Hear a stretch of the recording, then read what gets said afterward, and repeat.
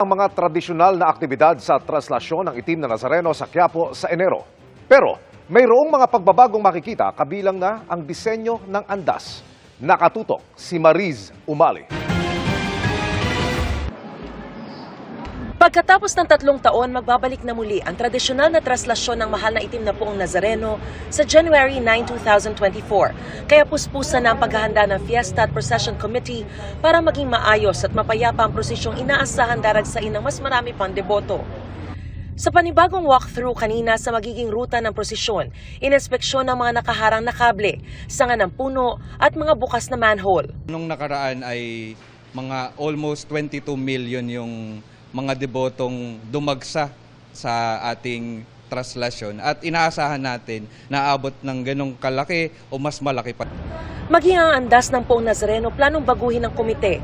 Lalagyan na raw ng salamin ang palibot ng andas para mas maprotektahan ang mahigit 400 taong imahe ng itim na Puong Nazareno.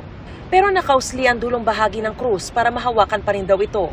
Ang gusto kasi nating maiwasan ay yung aakyat yung mga tao magsasampahan sa andas na ang nangyayari ay natatakpan na yung ating mahal na Poong Jesus Nazareno. Kasi ang tendency kapag magsasampahan talagang maaapakan yung mga tao, magkakaroon ng tulakan, talagang magkakasakitan. Gusto kasi nating iwasan ay yung madumog talaga at masira din yung ating imahe ng mahal na Poong Jesus Nazareno. Mas okay po para sa safety po ng mga deboto. Parang hindi rin sila masaktan talaga kasi karamihan talaga pag umaakyat nasasaktan din. Pag natatabunan, hindi namin makita. O yun po ang gusto namin, nahawakan namin yung paa, nahawakan namin yung pasan-pasan niyang cross. Dahil doon ho kami, kahit na anong hirap namin sa pagbubuhat,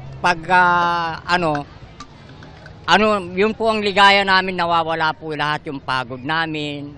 Ibabalik na rin ang pahalik sa Quirino Grandstand na magsisimula pagkatapos ng 6 p.m. Mass sa January 6 hanggang January 9. At susundin naman ang ruta ng traslasyon na tulad noong 2020 ay magmumula sa Quirino Grandstand pabalik sa Quiapo Church.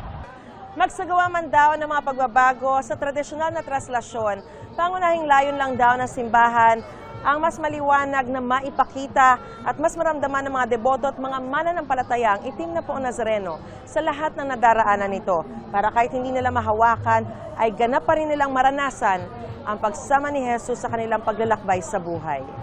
Para sa GMA Integrated News, Mariz Umali, nakatutok, 24 oras.